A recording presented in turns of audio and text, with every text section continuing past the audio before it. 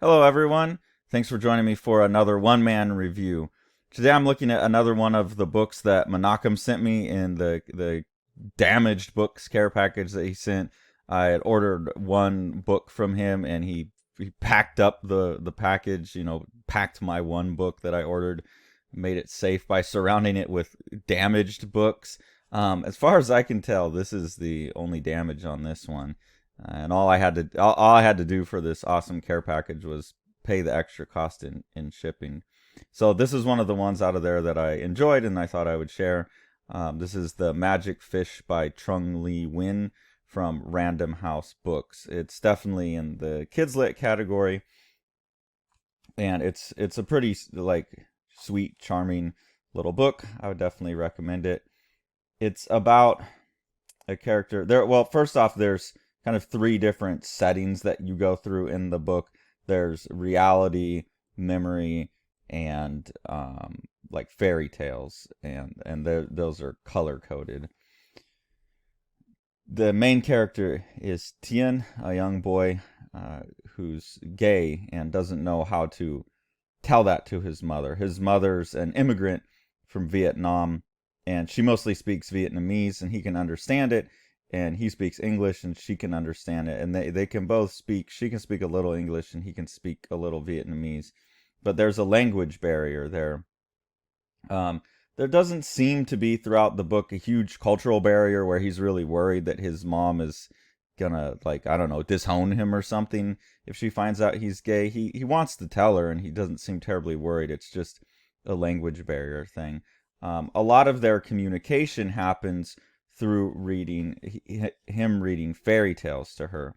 So there's two kind of Cinderella story fairy tales that are intertwined throughout the beginning of the book, and then at the end of the book it switches over into a pretty obvious Little Mermaid, a little more straightforward. The Cinderella ones are a little bit uh, different, but it follows the same structure.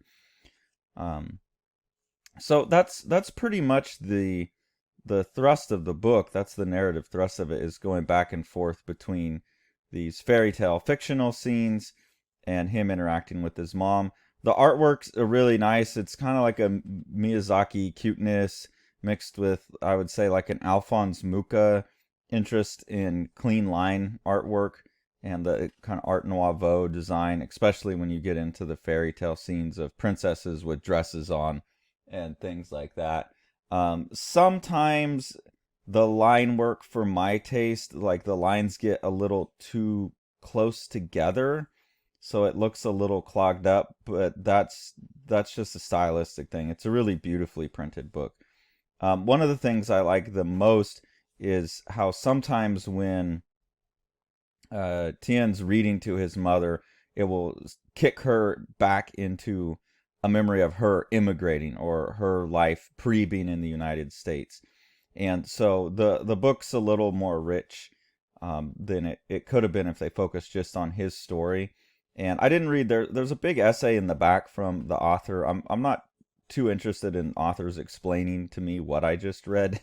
I think that they did a good enough job in the story telling me what it was about. But I did glance at that, and they did mention that they were worried if they made it all about Tien being gay, if they like had the story orbit around just that it would flatten the character out too much. And I do think there are a lot of stories that will flatten their characters out like that around whatever topic. And so I think it was really good to layer him up and layer his mother up with this different backstory of hers as well, and having her have her own narrative arc. Um, I'm not sure how autobiographical this is or not. It does not read like an autobiographical comic. Obviously, the character has a different name. It seems like obviously the author is drawing from their own experience being Vietnamese, but I don't know if the author is gay or had a similar communication problem with his mother. That's something else I actually really like about the book, is it seems personal and deep, but it's not autobiographical in the way a lot of autobiographical comics are these days, where there's too much exposition and like you can see the word I like on like three times per word balloon. Um, if it's autobiographical, it at least encapsulates it in a story instead of like an essay with pictures accompanying it. So I really, really appreciate that. And that draws me into the story so much more.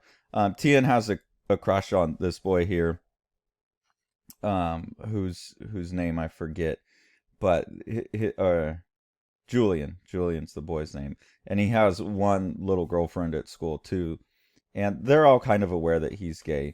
So it's really not hugely about that struggle. It's really about the linguistic struggle with his mother. Now, I'm not 100% that I entirely buy.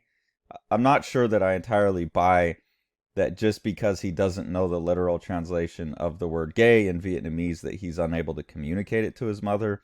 Like, they obviously have a robust enough communication that he could formulate it in another way, like I find boys attractive, or I love I have feelings for Julian or something. But I don't know, maybe in that it's like, well, I really want to be able to say it right. So there's a little bit where I'd have to go back through the book and really give it a close read to see, like, did he ever use the word love in another context, or does he just not have any of the words? But I mean, if I'm willing to put aside that people can't fly and read a Superman book, I should be able to put aside that this character could have formulated what he wanted to formulate to his mom. And that there could be other reasons holding him back from telling his mom, but the book doesn't really go into that or make it explicit. Here's some more of the beautiful, beautiful fairy tale artwork. I think that's when the artwork really shines, is in the fairy tale sections. The book would have been wouldn't have been bad, but a little bit more dead and static without those sections. So I think that was a wise choice. I'm not sure that the fairy tales work allegorically for Tien's own situation too much. The Little Mermaid more so, wanting to change or like come out of the water into a different world. Cinderella, I don't know. I guess he wants to go to the dance. He wants to go to the dance with the other boy, but there doesn't seem too tight of a connection. But it doesn't bother me either. Um, and that's pretty much the book. There's a little bit of drama near the end where he's going to a Catholic school, and so some of the teachers figure out he's gay, and that causes a bit of a problem, but it's really not like any kind of major hurdle to overcome for the character. It doesn't the book doesn't work like that, and that's something that I like about it. It's more just this back and forth between his life and his mom's memories, uh, and the fairy tales, and then the emotional aspects of all of that. So, really nice book. I don't want to give away how it ends or anything like that, but I would definitely encourage you picking up The Magic Fish from Random House by Trung Le Nguyen. Thanks for joining along. Take it away, Jack.